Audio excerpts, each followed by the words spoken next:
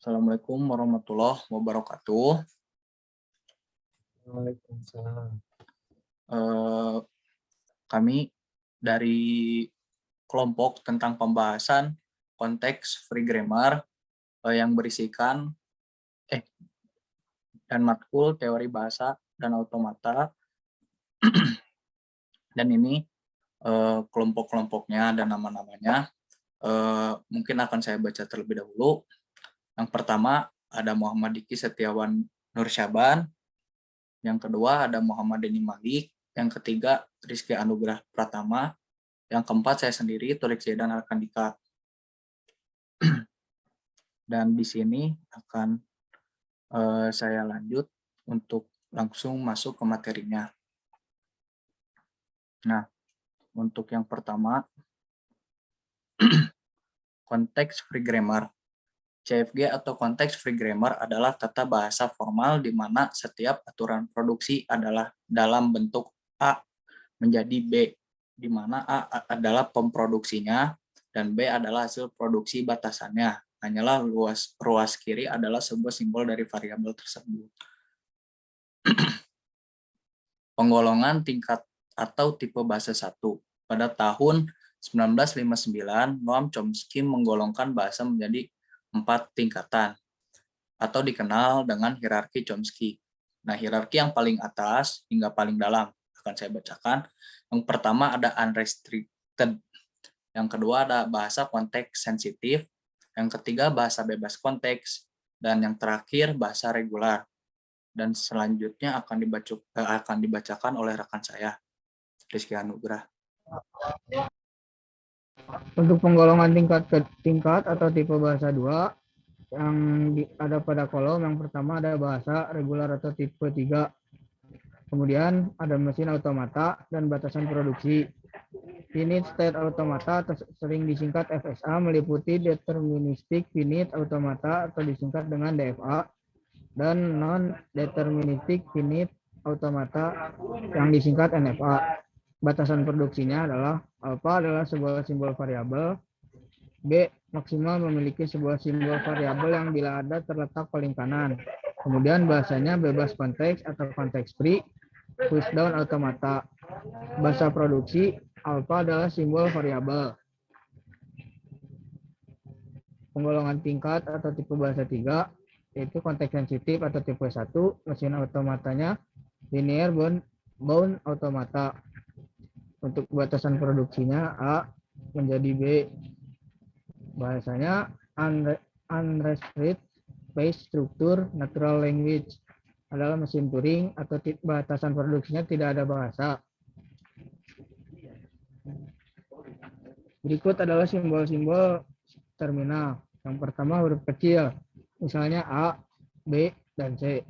Simbol operator, misalnya tambah dan bintang. Simbol tanda baca misalnya koma dan titik 2 koma. Simbol tanda baca misalnya koma dan koma.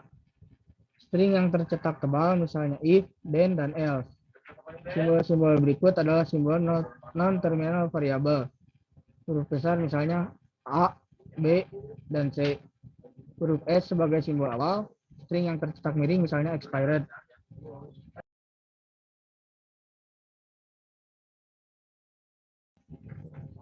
Selanjutnya konteks free grammar 1. CFG banyak digunakan untuk menentukan struktur bahasa pemrograman. Belakangan CFG digunakan untuk merumuskan struktur XML. Contoh informal. 1. Palindrom untai yang terbaca sama dari depan atau belakang. Yang kedua auto madami damam 01 10 11 011.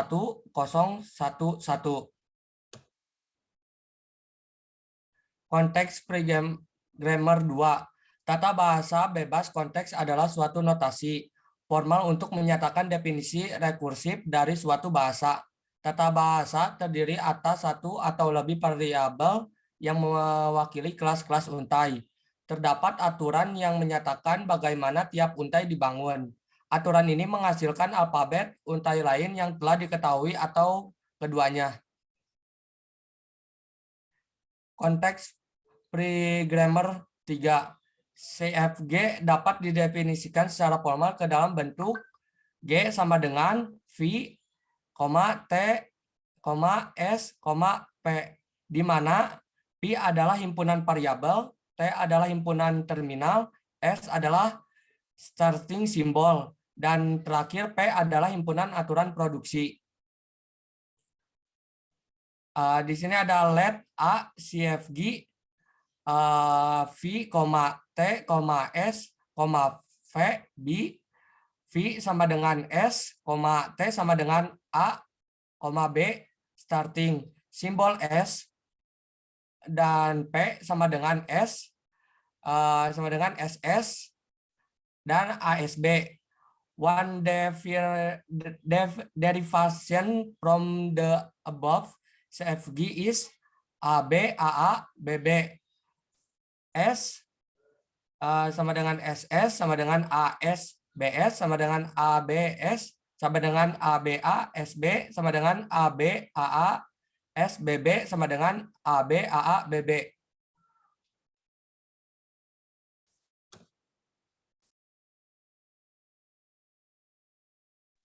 Selanjutnya akan dibacakan oleh Denny Malik. Untuk derivasi 1, sebagaimana regular grammar, CFG akan menghasilkan string melalui derivasi atau penurunan. Namun di CFG muncul persoalan baru, di mana CFG harus menentukan variabel mana yang akan diturunkan terlebih dahulu, atau karena boleh ada lebih dari satu simbol variabel. Contoh, S ke ZMNZ, M ke AMA, M ke Z, N ke BNB, N ke Z. Untuk derivasi 2, ada dua pendekatan yang dapat dipakai. Yang pertama, leftmost derivation, dan yang kedua, rightmost derivation. Dalam menghasilkan sebuah string, leftmost derivation, yang pertama, S ke ZMNZ, ke ZAMANZ, ke ZAZANZ, ke ZAZABNBZ. Yang kedua, rightmost derivation, bisa lihat dari gambar. Yang kedua, proses derivasi dalam menghasilkan string dapat pula dinyatakan dalam bentuk post tree. Lalu selanjutnya ada konteks free language 1.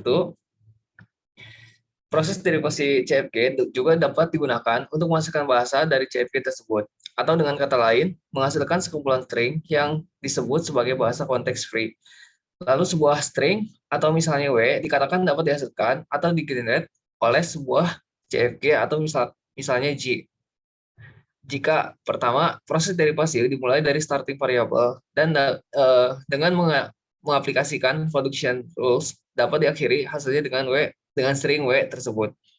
Jadi bahasa konteks free atau misalnya L yang dihasilkan oleh CFG atau misalnya G merupakan sebuah string yang dapat diturunkan dengan mengaplikasikan semua kemungkinan production rules sehingga menghasilkan sequence terminals dari G tersebut. Lalu ada konteks free language 2.